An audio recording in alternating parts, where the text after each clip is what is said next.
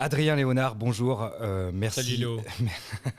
merci d'avoir accepté notre invitation pour cet épisode de Tomorrow Food.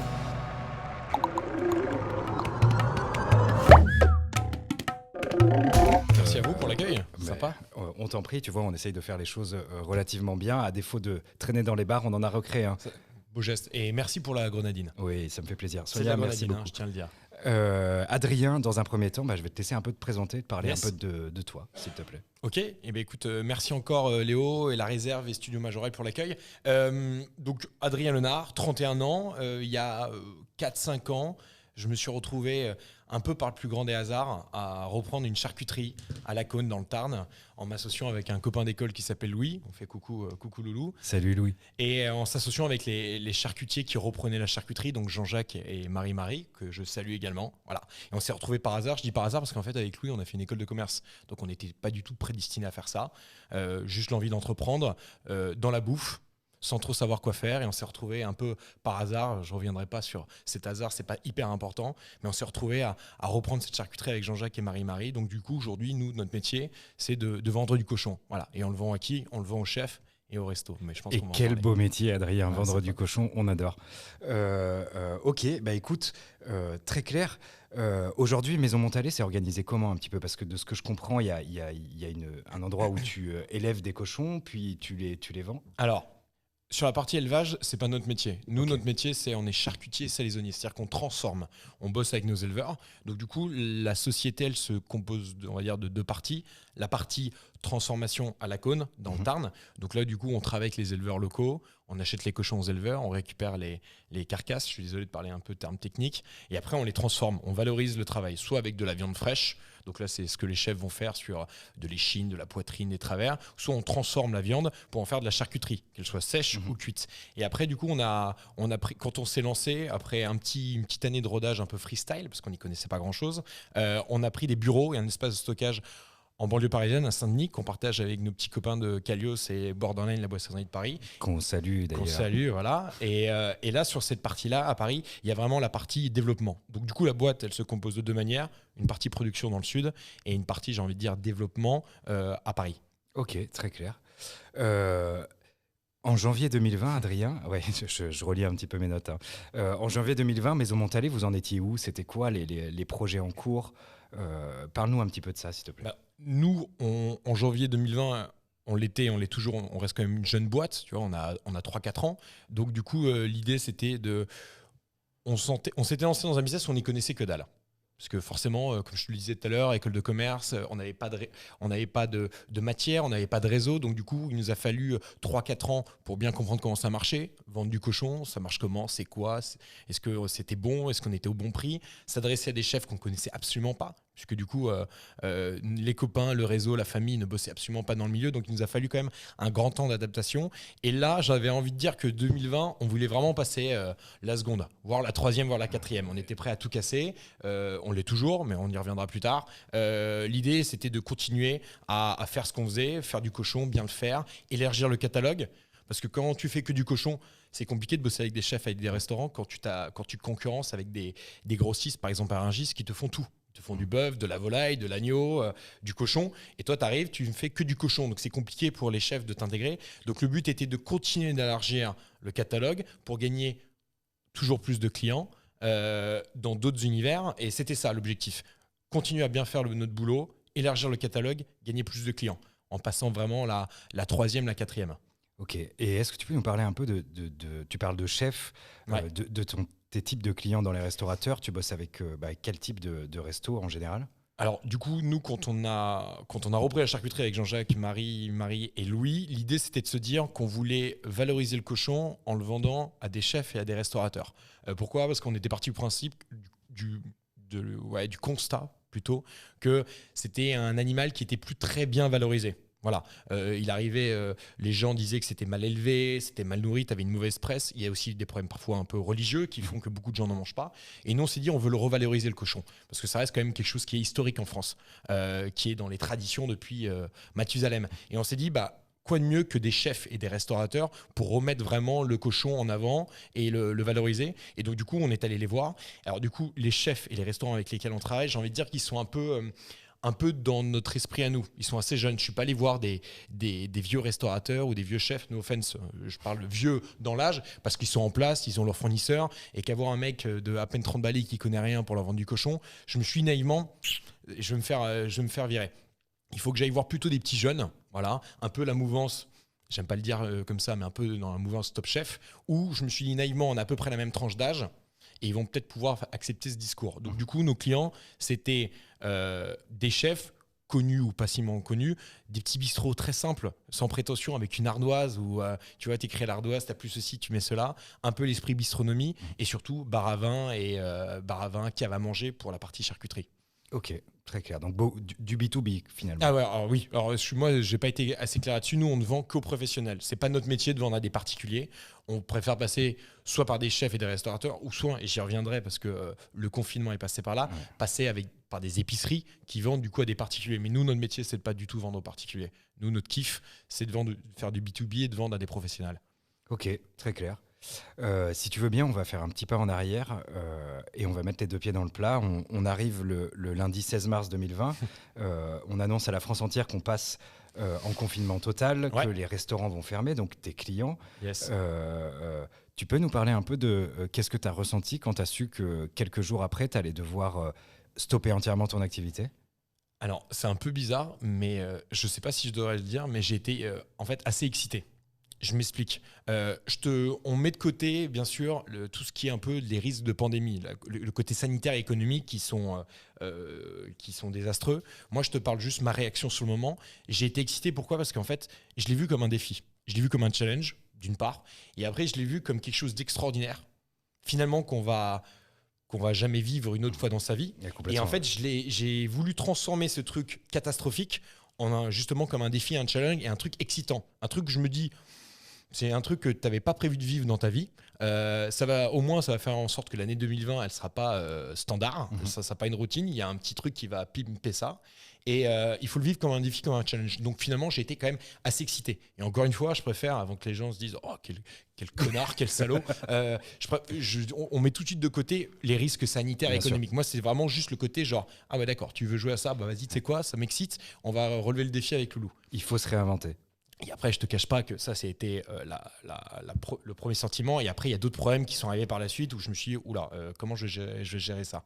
Justement, comment ça s'est passé ? Parce que toi, tu traites de la matière du frais. Il y a une DLC, il y a une date limite de consommation. Comment tu as géré cette partie-là ? Alors, comme je te disais, du coup, il y avait la société, elle se décompose en deux parties entre le sud de la prod et Paris, le développement et un peu de stockage. Donc déjà, il y avait un premier problème assez drôle.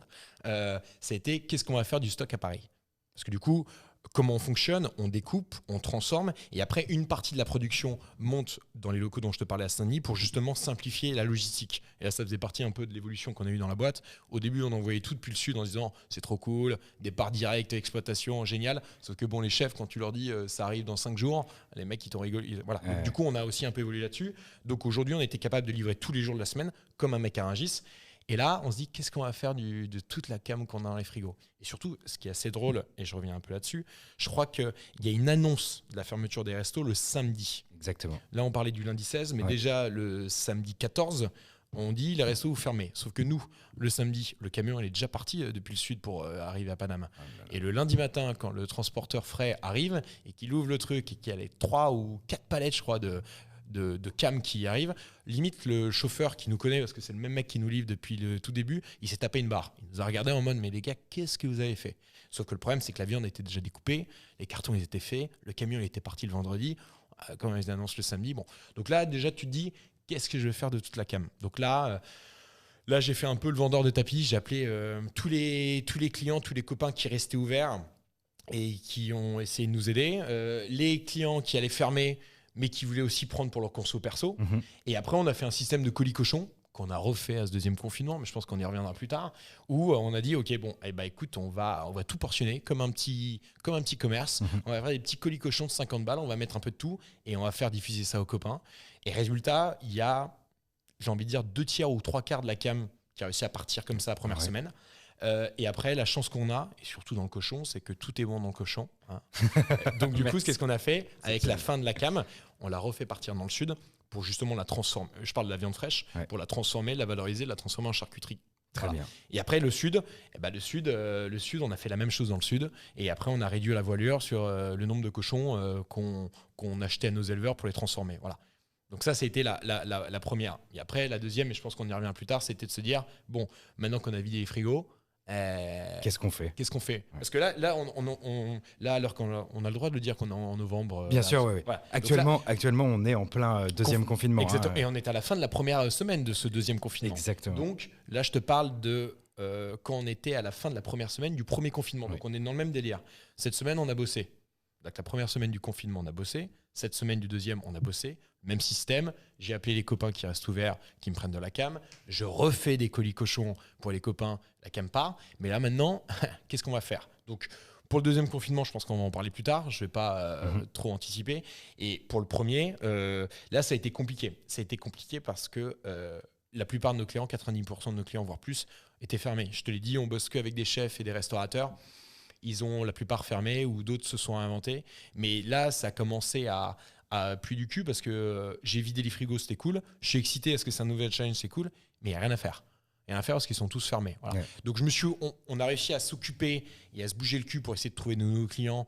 Et on s'est occupé surtout, et là, tu es bien placé pour le savoir, parce qu'on a lancé une petite asso qui s'appelle le collectif solidaire. Et je pense qu'on y reviendra aussi plus tard, donc je ne vais pas trop en parler. Mais il a fallu s'occuper. Il a fallu s'occuper et surtout tirer des conclusions. Je pense que tu vas me poser la question. Exactement. Ouais. Mais du coup, on comprend bien là, cette première étape où tu réagis pour essayer de sauver les meubles au départ. Se passe quelques jours. Tu fais le constat que ton activité elle est complètement à l'arrêt, mis à part. On avait 12 clients qui sont restés ouverts. 12. Okay, 12. Sur combien 150. de clients ? 150. Ok, ouais. Donc, même pas 10% de tes clients ouverts. Ok. Donc, justement, à partir du moment où tu comprends qu'on est là pour quelques semaines, voire quelques mois, qu'est-ce que tu as mis en place, toi, en tant que personne, pour occuper ton temps ? Est-ce que tu es parti en vacances ? Est-ce que tu es parti en vacances dans ta salle de bain ? Est-ce que tu es parti en vacances dans ta chambre ? Ou est-ce que je fais partie des gens qui ont fait du télétravail sur le bassin d'Arcachon ou en Normandie ? Exactement. On les connaît, on les salue d'ailleurs. À bientôt, les amis. Non. Du coup, comme tu l'as dit, la première semaine, on s'occupe. On vide les frigos. Une fois que les frigos sont vidés, tu prends un peu la température, tu fais un peu le compte sur qui reste ouvert, qui fait quoi. La deuxième semaine, enfin les 2 premières semaines, j'avais l'impression d'être un peu un psy. Tu vois, tu t'appelles les clients et tout le monde t'appelle en disant ils font quoi les autres ? J'avais l'impression d'être plus un psy. Je pense que toi, tu l'as été aussi avec la réserve. Je vendais plus du cochon, j'écoutais les clients, on essayait de trouver des solutions alors que j'étais pas embarqué dans leur business, mais j'essayais de leur donner. Donc après, tu fais le point. Ok, il y a 12 clients qui restent ouverts. Voilà un peu leur vitesse de croisière. Donc je m'équipe pour continuer de les fournir, pas les mettre dans la merde et accessoirement m'aider à me faire bosser. Voilà. Et après, une fois que tu as fait ça, quand tu as 12 clients qui sont ouverts, et commercialement parlant, ce qui est du coup ma partie, tu te fais chier, quoi. Ouais, j'imagine. Moi, mon kiff, c'est prendre mon scooter, me balader et de faire des rendez-vous, présenter de nouveaux produits, aller me présenter à des chefs, essayer de me bouger le cul pour vendre mon cochon. Là, à partir du moment où tout le monde est fermé, c'est là où tu t'ennuies. Et c'est là où, du coup, avec toi, on a eu l'idée de monter une petite asso où on s'est dit comment occuper tous ces copains chefs, restaurateurs qui s'ennuient et en même temps, comment aider les mecs qui bossent dans les hôpitaux. Et c'est donc... je fais une petite aparté sur le collectif solidaire, petit asso où on a fait bosser. On a demandé à des chefs de pouvoir cuisiner bénévolement des denrées alimentaires qu'on a récupérées un peu à droite à gauche avec les autres du collectif. C'est vrai que je parlais de toi et moi, mais il y avait d'autres gars, Bastien, Mégane en l'occurrence et d'autres. Faire bosser ces gars bénévolement, les chefs, les faire cuisiner, récupérer les plats, livrer les hôpitaux. Et ça, finalement, tu vois, au-delà de se donner bonne conscience, ce qui n'était pas du tout mon cas et pas du tout le tien, j'en suis sûr, de se dire bonne conscience, je fais un truc social, ça nous a occupés. Et quand tu es dans le jus, tu aimes être dans le jus, comme toi, comme moi, et que tu as un confinement et que tu n'as que 12 clients qui sont fermés, et s'il n'y avait pas eu ça, je pense que j'aurais pété un câble dans mon 35 mètres carrés dans le 18e. Je te le confirme, Adrien, je pense que tu aurais pété un câble. Donc du coup, ça m'a grave occupé, ça m'a permis de rencontrer, je le cache pas, d'autres chefs, d'autres restaurateurs. D'ailleurs, pour la petite histoire, c'est assez drôle. Il y a quand même pas mal de gars à qui je courais après, mais pendant 2 ou 3 ans, qui voulaient pas me voir, pas me répondre. Au collectif. Et là, on a inversé le rôle. Et là, je peux te dire, j'ai pris un petit malin plaisir de leur dire alors, maintenant, c'est toi qui me cours après. non, du coup, c'était cool. J'ai essayé. Je le disais tout à l'heure, je l'ai vécu comme un défi et on en reparlera en conclusion. Moi, à titre perso, j'ai vu que du positif. Et notamment le positif, c'était de se dire que ça m'a permis de prendre du temps et aussi d'utiliser ce temps pour rencontrer d'autres restaurateurs. Ça a été une petite douille, une petite facilité avec le collectif solidaire, mais j'ai réussi à compenser la perte de clients par justement le gain de nouveaux clients via ce collectif solidaire, parce que du coup, on les a connus dans ce moment-là, et au déconfinement, ils m'ont dit attends, mais toi, tu fais du cochon, toi, hein? Bah, passe à l'occasion, comme ça, on se voit, on se rencontre enfin physiquement, et tu me parles de ton cochon. Et c'est comme ça qu'on a gagné quelques clients. D'ailleurs, je te remercie. Mais je t'en prie, avec plaisir. Est-ce que tu peux nous donner quelques chiffres sur le collectif solidaire pour que les gens comprennent un petit peu ce que ça a donné Putain, j'ai les chiffres, je les ai plus en tête, mais on avait alors, il y avait les bons élèves, non, j'aime pas dire ça. Il y avait des chefs qui cuisinaient limite tous les jours. Qui tabassaient tous les jours. Vénère. Rappelle-toi, je pense notamment à Alexandre Gisbert et ses équipes qui étaient. Alexandre Gisbert de Daroco. Je pense également à Hugues Baratieri du bistrot Rougemont. Ouais, complètement. J'en oublie d'autres et ils doivent se dire qu'il enculé, il m'a pas cité. Mais eux, ils font partie des mecs qui tabassaient. Ils faisaient genre 300 à 500 plats en barquette. Il y avait toutes les équipes qui venaient. De souvenirs, en cumulé, on a eu environ entre 200 et 300 chefs restaurateurs qui ont participé. En termes de nombre de plats, alors là, wow, j'ai un trou de mémoire, mais... Un peu plus de 100 000. Ouais, j'allais dire, c'est ça. Hein. Un peu plus de 100 000 plats. Pour des hôpitaux, mais pas que, il y a eu aussi des assos. Donc, grosso modo, ça a été un boulot de 3 mois. Ça a été un joyeux putain de bordel. Parce que c'était entre les denrées alimentaires à trouver, le stockage dans le 18e qu'on avait, qui était justement géré par Bastien et les petits bénévoles, les bénévoles à gérer, Bien sûr, ouais. Les chefs à trouver, la logistique entre déposer les denrées alimentaires et les packaging chez les chefs. Mais alors, les chefs, ils t'appellent. Ah, j'ai pas de pâtes, je peux pas faire de truc. Ah, ben, il me manque de couvercles pour fermer les plats. Voilà, ça a été. Puis les bénévoles logistiques, les bagnoles, les camions, ce qu'allait aussi avec les hôpitaux, les services pour les horaires. Ça a été un joyeux bordel. Donc, les chiffres. Je suis désolé, je les ai plus trop, mais entre 200 et 300 chefs, plus de 100 000 repas. Les hôpitaux, alors les services, les hôpitaux, je crois qu'il y en a eu une trentaine, quarantaine, des assos une dizaine, et tout ça sur 3 mois. Ça s'est arrêté au déconfinement. Exactement. Parce qu'on s'est dit qu'il fallait que tout le monde reprenne aussi un peu son boulot. Et là, je me suis pas engagé sur la deuxième vague. Parce que il faut un peu sauver sa boîte, mais je pense que j'aurai l'occasion de t'en parler après. Ouais, bien sûr. Mais j'ai cru comprendre, et tu as partagé ça avec la réserve, l'info, qu'ils relancent un peu le collectif là. Ouais, d'ailleurs, on fait un petit coucou à Anne-Laure et tout le reste du collectif pour leur souhaiter bonne chance. Parce qu'effectivement, ils reprennent du service sur ce nouveau confinement avec les hôpitaux et avec aussi beaucoup d'associations. Ouais, c'est ce que j'ai vu, c'est top ça. Ok, donc finalement, toi, ton confinement, tu l'as quand même sacrément bien occupé. Hein. Confinement, Louis s'occupait des clients ouverts. Et moi, je me suis occupé parce que du coup, vous l'avez compris, c'était un gros boulot pour tout le monde, à 100% du collectif solidaire. Voilà, donc ça m'a grave occupé. Et en fait, si tu veux, je pouvais rien faire commercialement sur le premier confinement. Là, le deuxième, c'est pas pareil, on va y revenir, mais je me voyais pas aller débarquer dans des restos qui galéraient à faire du takeaway, du click and collect, de la livraison en disant dis-moi, ça te dirait pas de mettre du cochon? Mec, c'est déjà la merde. Qu'est-ce que tu vois, j'ai déjà mes fournisseurs à aider. Donc, viens pas me proposer ton cochon. Donc, du coup, je me suis dit, commercialement, je vais servir à rien. Occupons-nous de nos clients, essayons de faire ce qu'on peut faire avec nos clients pour les accompagner et accessoirement nous faire rentrer un peu des sous. Et moi, je me suis dit, allez, je m'occupe dans le collectif, ça va m'occuper, ça va me faire rencontrer des gens. Nous, on se connaissait, mais des gens, des clients comme pas des clients, et j'essaierai d'en tirer du positif à la fin. Et c'était le cas. Bah écoute, en tout cas, c'est vachement intéressant parce que on se rend compte que tu as tenté d'une manière ou d'une autre déjà d'occuper ton temps, de l'occuper avec des projets qui sont quand même super intéressants et qui aident d'un point de vue général. Bon appétit. Et là, tu nous parles de beaucoup de choses positives et c'est trop cool parce que finalement, on se rend compte que dans cette espèce de pardonne-moi l'expression, mais nuage de merde qui est cette terrible pandémie, tu as réussi d'une manière ou d'une autre à t'en sortir au moins à titre perso et à garder une vision et en te disant ça va aller, ça va. Sans faire le vieux entrepreneur qui a de l'expérience parce que j'ai que 30 balais. Quand tu montes ta boîte, au bout d'un moment, quand tu as essuyé quelques grosses merdes au début et que tu dormais sur un canapé de potes à pas te payer, etc., parce que les débuts, tu connaissais rien, tu faisais de la merde, tu galérais, au bout d'un moment, tu te dis, tu essaies de voir tout le temps un peu le positif un peu partout, même si c'est un peu la merde. Et donc, même là, si c'était la merde, je me suis dit, allez, tu sais quoi, Loulou, on va le vivre comme un challenge, ce truc. Et après, à la fin, quand tu fais le débrief, tu dis, ça a été un peu la merde parce que on a perdu 10 clients. Mais je pense que du coup, on va en parler après, des graves conséquences. On a perdu 10 clients, mais essayons de voir le positif. Tu vois, on a fait une super action, se taper des barres.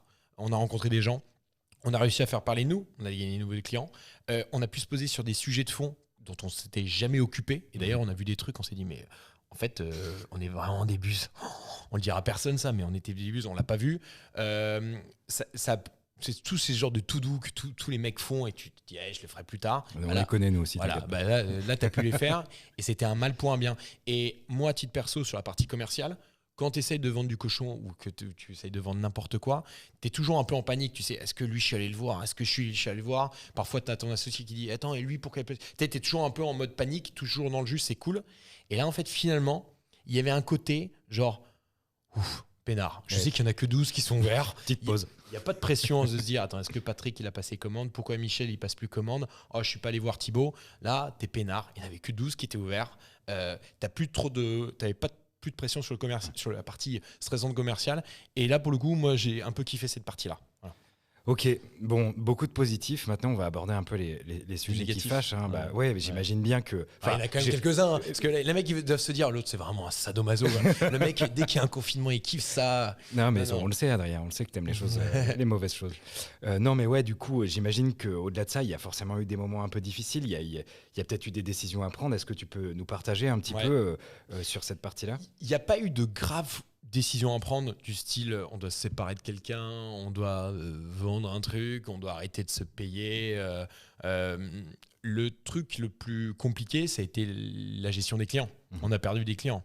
On a perdu des clients de 3 manières. On s'est embrouillé avec certains sur tout ce qui est paiement. No offense pour vous, chefs et restaurateurs, mais certains sont mauvais payeurs. Et là, j'ai l'impression que certains ont profité un peu de l'occasion pour se faciliter un peu la donne sur le paiement. Donc, tu rentres dans des relations que tu n'avais jamais gérées avant. Ouais. Ça fait 3-4 ans que tu es lancé. Dès qu'il y en a un qui ne payait pas très bien, tu t'arrangeais un peu avec lui, voilà, tu attendais un peu. Là, c'était un peu la merde. Et tu rentrais en friction avec certains, tu rentrais dans une relation malsaine. Et donc, du coup, tu t'embrouilles, tu perds des clients. Certains en déconfinement ont dû revoir un peu leur carte, leur positionnement, réduire, virer des cartes, donc peut-être virer du cochon.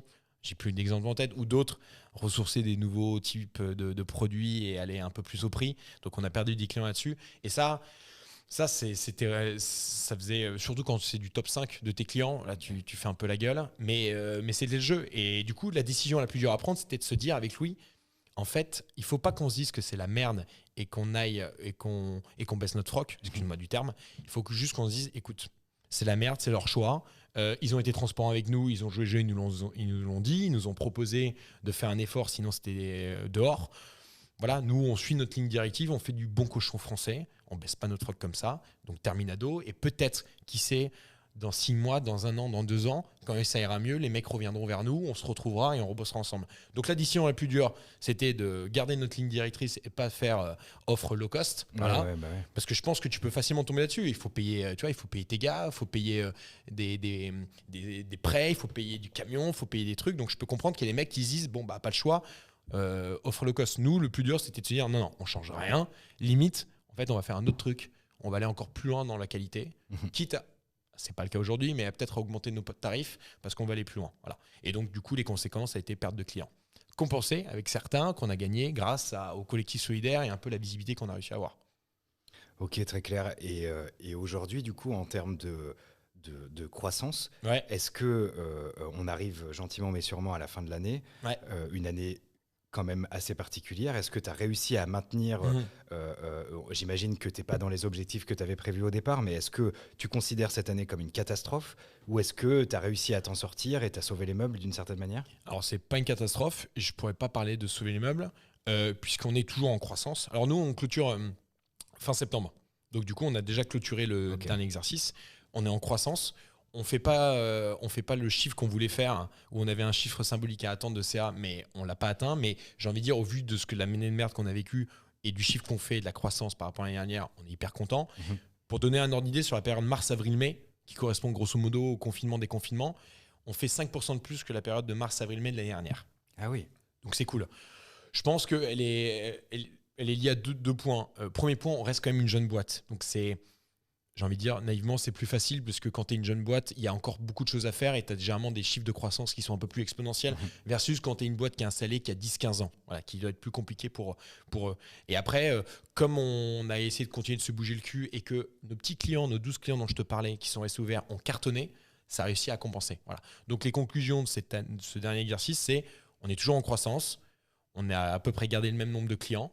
On n'a pas fait le chiffre d'affaires qu'on voulait, mais franchement, on ne va pas cracher dessus au vu de d'autres acteurs ou à d'autres milieux, je pense notamment à l'hôtellerie, au tourisme, à l'événementiel, un genre de milieux qui font, là pour le coup, clairement la gueule. Donc, clairement. Ok, merci pour toutes ces infos là. Déjà, tu nous en donnes pas mal sur ta situation. Maintenant, j'aimerais bien avoir ton avis sur toi qui gravites autour des restaurateurs, autour des chefs, dans cet écosystème de la bouffe d'une manière ou d'une autre. Le Covid, qu'est-ce qu'il a foncièrement changé dans la manière dont le système fonctionne aujourd'hui? Ben en fait, je me rappelle, tu m'avais envoyé la trame de l'interview hier, donc je regardais un peu les questions. Et celle-là, en fait, j'ai pas de réponse.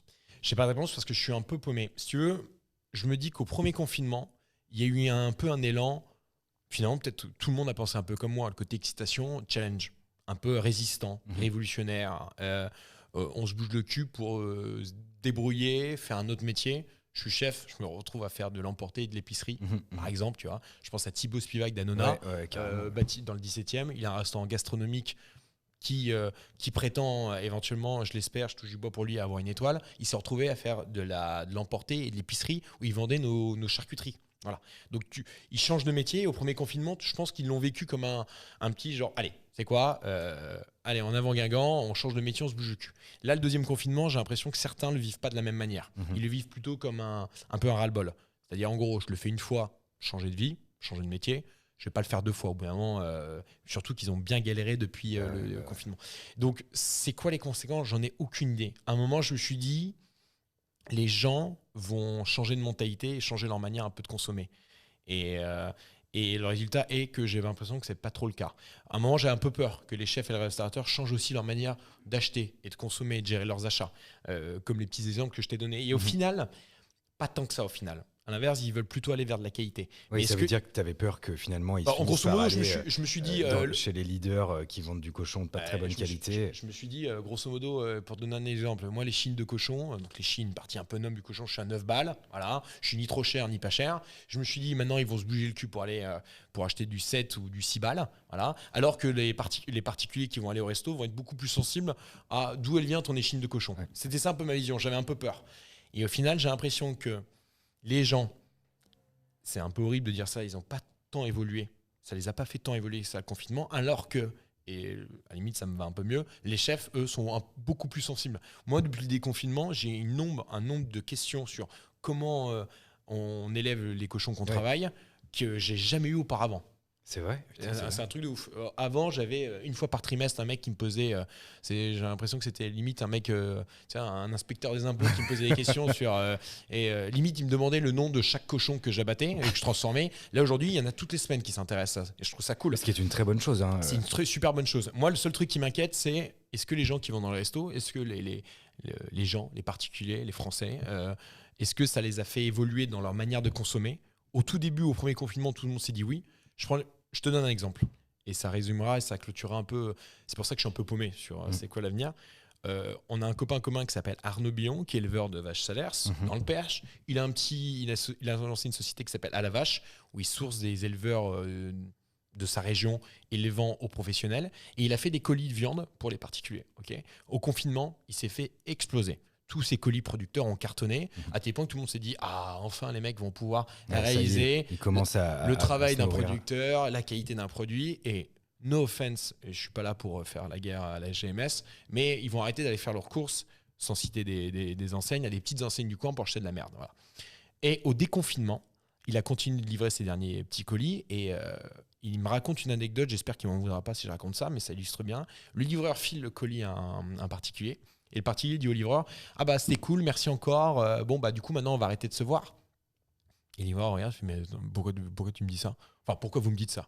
Parce que là du coup la vie reprend, on va refaire nos petites courses chez le Super en bas, nanani, nanana. » Et ouais, tu te dis « Mais attends, mais je comprends pas, pendant 2-3 mois t'as tu as réussi à voir que tu pouvais acheter de la viande de meilleure qualité, limite moins cher, et faire bosser un petit gars de ouf. Et là, parce que la vie reprend, en fait, tu l'oublies et tu vas reprendre ta vie normale. Voilà, ça, c'est le genre de petits exemples, c'est ça qui me fait flipper.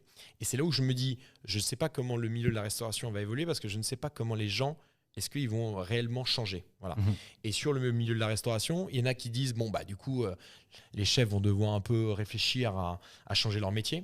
Justement, on parlait tu vois, les livraisons, le takeaway, le click and collect. Ouais. Il y en a plein qui sont pas trop mal habitués. Mais est-ce que c'est une tendance qui va se suivre, c'est pas très français ce que je veux dire, mais qui va avoir tendance à rester, ouais, t'as compris, voilà, ou pas. En fait, je suis un peu paumé. Il y a des jours où je me dis, en fait, ça va être comme ça demain, et il y a des jours où je suis un peu paumé. Je dis, en fait, non, on va juste morfler pendant un an, et dans un an, tout va reprendre comme avant. Je dis pas que c'est mal ou bien, mais là-dessus, en fait, c'est sa seule question de ta trame où j'ai pas de réponse, en fait. Et je pense que je suis pas non plus le mieux placé pour en parler parce que j'ai que 30 balais et que je suis que dans ce monde de la bouffe depuis 4-5 ans, quoi. Bon, en tout cas, ce qu'on peut voir, c'est qu'il y a quand même beaucoup d'acteurs qui se lancent justement, enfin beaucoup de producteurs, beaucoup de maraîchers, beaucoup de gens qui produisent des produits de qualité, qui essayent de se lancer et de contacter le B2C, enfin de contacter les clients finaux, même si effectivement il y en a beaucoup. Après, à savoir, est-ce qu'ils arrivent à trouver leur, J'ai pas l'impression que ça dure. Ouais. Je le connais pas personnellement, mais j'ai entendu Stéphane Jégo de la Mijan avait mis en place des systèmes de petits colis producteurs, exact, et qui ont cartonné pendant le premier confinement, et au déconfinement, plus rien, quoi. Alors qu'il avait réussi à, je pense, fidéliser sa clientèle, qui est déjà une belle clientèle, à enfin filer de la bonne cam à des gars. Et il s'est dit, bon, il va y avoir un ralentissement, forcément, mais tu t'attendais pas à ce que du jour au lendemain, plus personne n'en prenne, quoi. Ouais, c'était le cas, j'espère que je me trompe pas en disant ça, de Stéphane Jégo et la Mijan, c'était le cas d'Arnaud Billon et d'Alavache. Et donc c'est là où du coup t'es un peu blasé, quoi. T'es un peu blasé en disant, en fait, les gens ils ont rien compris, quoi. C'est vrai que c'est pas facile. J'espère que je me trompe. Est-ce que c'est peut-être pour ça d'ailleurs qu'on refout un deuxième confinement pour expliquer vraiment, aux gens, pour que les gens comprennent. C'est exactement. T'as pas compris la première fois. Attends, je vais te réexpliquer. Tu vois, je vais trop foutre un confinement. Ah putain, exceptionnel. Bah ouais, putain. Non mais c'est vachement intéressant tout ce que tu nous racontes là, Adrien. Moi, je partage clairement ton opinion là-dessus, dans le sens où on a à disposition des savoir-faire, des talents, des produits de très bonne qualité. Aujourd'hui, la livraison, le fait que beaucoup de producteurs aient accès à des supports logistiques qui leur permettent de livrer en direct. Et bien sûr, enfin, je veux dire, moi aussi, j'aimerais que les gens arrêtent d'aller acheter leurs légumes. Non, mais tu vois, c'est sûr, on va pas changer tout ça du jour au lendemain. Mais tu pouvais dire naïvement, il va y avoir peut-être un petit changement. Tu vois, un petit changement, c'est-à-dire les trucs à la con. Par exemple, au lieu d'arrêter d'acheter du jambon d'une marque grande distrib dont je tairai le nom, tranché sous vide dégueulasse, bon, peut-être que maintenant, vu que j'ai goûté du bon cochon chez Maison Montalais, soit je vais acheter leurs cochons sur des plateformes où ils sont vendus ou des épiciers, ou soit du coup je commence à me renseigner chez mon charcutier traiteur en disant, bon, alors du coup, comment vous faites le jambon? Voilà, peut-être que ça va prendre du temps, mais j'ai pas l'impression que ce soit tant le cas aujourd'hui. Et on espère en tout cas que ça va aller dans le bon sens. J'ai l'impression que c'était plus une mode, tu vois. Ouais. Ok. Maintenant, on va essayer de parler un petit peu de où t'en es aujourd'hui. Donc, on est, comme tu l'as dit, à la fin de la première semaine du deuxième confinement. Ouais. L'année 2020 est en train de toucher à sa fin. T'es dans quel état d'esprit là en ce moment? Comme au premier, je le vis encore comme un nouveau petit challenge, et même parfois comme je t'ai fait la blague de on vous a foutu un premier confinement, vous n'avez pas compris. Et je me dis, il y a un mec là-haut qui m'a fait la même. Je me sens pas visé par ce deuxième confinement, ça serait quand même vraiment prétentieux de ma part, mais à la fin du premier confinement, on s'est regardé avec Loulou, on s'est dit, bon, même si on est jeune et qu'on n'a que 3-4 ans, on a mis tous les œufs dans le même panier. C'est-à-dire on a mis tous les œufs dans les côtés chef et restaurant, 90% des clients. Ce qui est plus la bonne stratégie, en fait. Même si on avait besoin d'eux pour avoir de la légitimité, valoriser notre marque et essayer de s'amuser à côté, c'était plus la bonne stratégie, donc il faut qu'on se bouge le cul pour avoir d'autres clients. Voilà. Donc c'est ce qu'on a commencé à se faire à la fin du premier confinement. C'est-à-dire quoi? C'est-à-dire aller prospecter des charcutiers, des bouchers, des épiciers, des cavistes, des fromagers, des mecs qui peuvent bosser nos produits pour arrêter d'avoir que des clients CHR, café, hôtellerie, restauration. Et j'ai l'impression qu'on ne s'est pas assez bougé le cul. Et du coup, c'est pour ça que le deuxième confinement nous le fait réaliser. J'en ai gagné un peu, mais j'en ai pas gagné énormément. Voilà. Donc là, le deuxième confinement, bas les couilles, je fais quand même du commercial. Je vais essayer de me bouger les fesses en y allant sur la pointe des pieds parce que c'est compliqué de prospecter quand tu es sur un deuxième confinement. Mais comme c'est un deuxième confinement, j'ai l'impression que c'est moins extraordinaire. Donc les gens sont beaucoup plus accueillants à ce genre de démarche. Donc là, je suis dans quelle dynamique ? Toujours excité, challenge. Et là, de me dire, OK, Adrien, là, tu te bouges le cul. Va voir des nouveaux clients, va voir des charcutiers, va voir des bouchers, va voir des épiciers, des fromagers, des cavistes, des mecs qui, comme tu le sais, comme tout le monde le sait, tournent un peu mieux en ce moment puisque du coup nos copains chefs et restaurateurs sont fermés. Voilà. Le but, c'est qu'à la fin du deuxième confinement, on essaie d'avoir un équilibre dans nos types de clients. D'avoir des chefs, des restaurateurs, c'est top, moi je les adore, mais aussi d'avoir d'autres types de clients. Et du coup, le client final, donc faire du B2C, c'est un sujet pour toi là actuellement? Alors, tu vois, je te disais tout à l'heure, hors de question de faire du B2C, et bah, cet après-midi, on lance notre petit site e-commerce cochon. Voilà. Grosse révolution chez Maison Montalais. Tu m'étonnes. On est hyper 2.0 en plus. On m'a dit qu'à la Cône, il y a une grosse plateforme food tech. Ouais, non, mais c'est énorme. C'est énorme. Non, mais du coup, en fait, à force de recevoir des petits mails en mode tiens, je vous ai découvert à tel endroit, tiens, j'ai entendu parler de vos colis, est-ce que vous pouvez m'envoyer de la cam? Je suis en banlieue parisienne un peu loin, je suis dans le sud, je suis dans le nord. Voilà. Et au bout d'un moment, on s'est dit avec lui, bon, tu sais quoi, on a de la cam à balancer en stock, il faut qu'on l'épuise. Puis bon, on peut faire un petit site e-commerce à la con, vite fait, bien fait, sans prétention, en mettant juste du sec et en vendant ça en ligne et en envoyant ça en Colissimo. Ouais, samedi dernier, on a fait un petit shooting et voilà, on lance ça cet après-midi. Ça va pas être la révolution, mais on se dit que peut-être on aura une bonne surprise. D'ici 5 ans, ça représentera 10% de notre CA et on sera quand même content. Voilà. Donc le B2C, on va vouloir y aller, mais c'est pas notre métier. Je préfère justement me bouger le cul, aller voir des épiciers de manière générale, des commerces, des artisans pour qu'eux puissent proposer nos produits.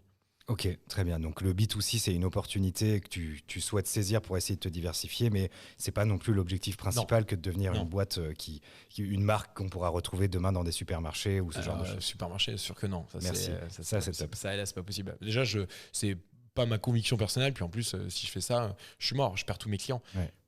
J'ai du mal à... Oui, parce que finalement, il y a un peu une question de... Enfin, il y a une question d'exclusivité. Tu vois un chef bosser nos produits, mettre sur sa carte Chine, Maison Montalais, avoir un discours où il se fait chier à bosser au producteur, et qu'après, il y a un mec qui dise « Ah, mais ouais, mais j'ai vu ce truc-là au Monop à côté. » Ah ouais, d'accord, mais non, ça marche pas. Non. Forcément, ça fonctionne pas. Ça fonctionne pas. Ok. Tout ça est vraiment intéressant. Moi, je trouve ça génial que tu arrives à continuer à regarder devant toi, en fait, à pas te morfondre, parce que tu pars du principe qu'il faut aller de l'avant. Comme tu l'as dit, vous êtes une jeune boîte, toi et Louis, vous avez monté un truc où, quand même, aujourd'hui, 150 chefs, 150 clients, c'est pas rien non plus. Enfin, je veux dire, aujourd'hui, Maison Montalais, on commence à connaître. On vous a croisé à Omnivore, on vous croise sur pas mal de salons. Il y a de plus en plus de chefs très engagés. Et moi, c'est ce que je trouve génial chez vous. Typiquement, tu parlais de Thibaut Spiewak. Oui, c'est un chef qui est ultra engagé sur les problématiques environnementales. On sent que vous êtes une boîte qui a conscience de comment les choses elles doivent évoluer, manger mieux, peut-être manger un peu moins de protéines animales, mais en tout cas manger de la protéine animale de qualité, savoir d'où elle vient, comment elle a été élevée. Et tu vois, tu t'en parlais, il y a de plus en plus de gens qui viennent vers vous en vous posant ce genre de questions. Moi, je t'avoue que ça me rassure de me dire que le commun des mortels commence réellement à s'intéresser, pas seulement via des campagnes de publicité de la grande distribution, mais commence réellement à s'intéresser à tout ça, à c'est quoi ce qu'on mange réellement, c'est quoi ce qu'on fout dans nos assiettes. Et d'ailleurs, tu le dis, je me permets de t'interrompre, nous, il ne faut pas croire qu'avec Louis, Jean-Jacques et Marie-Marie, on soit des gros viandards en mode il faut manger du cochon tous les jours. Moi, je préférerais vendre du beau cochon ponctuellement dans la semaine à un gars et qu'il en mange une fois par semaine, voire même une fois par mois, que ce soit du putain de bon cochon, idéalement français.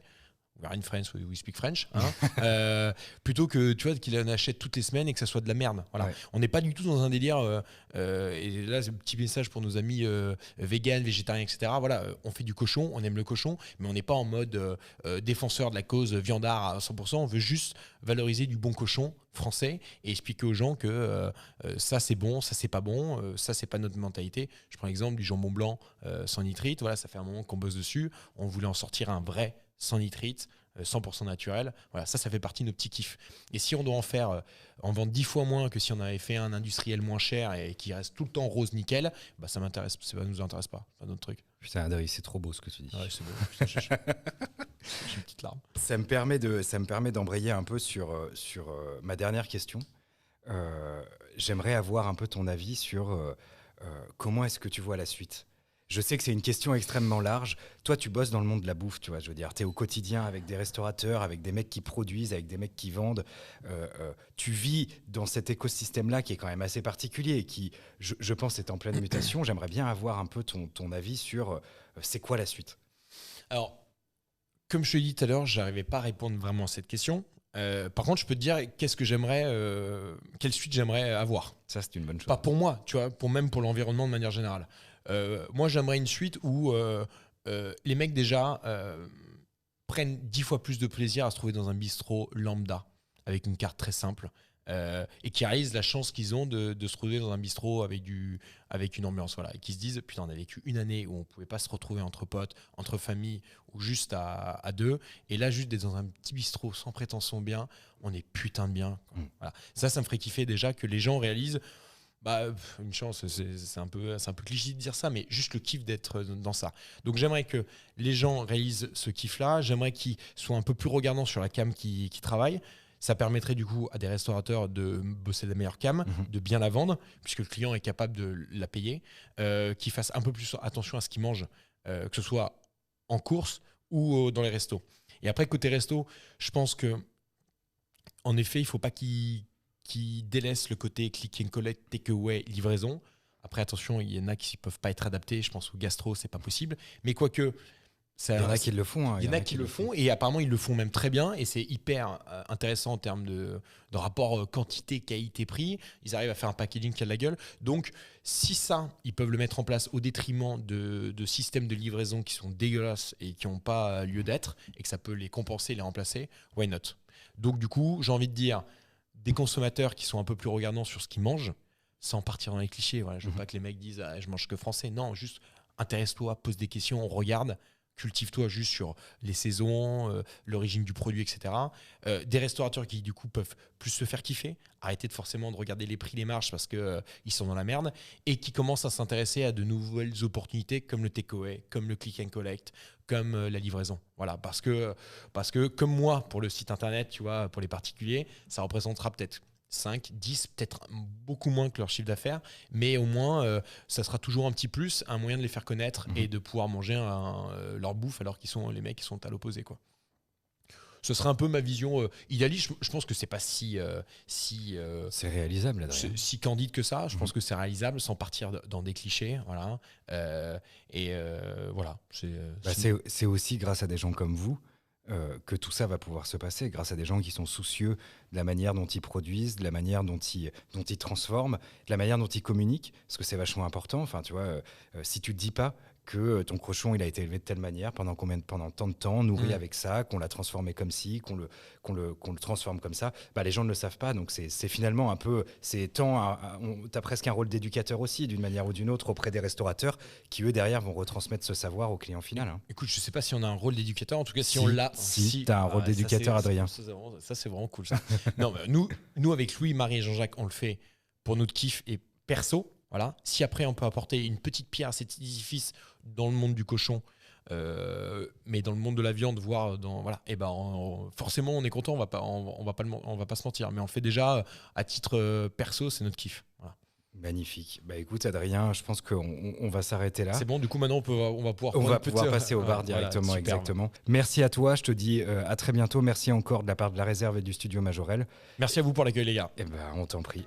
Ciao Adrien. Ciao.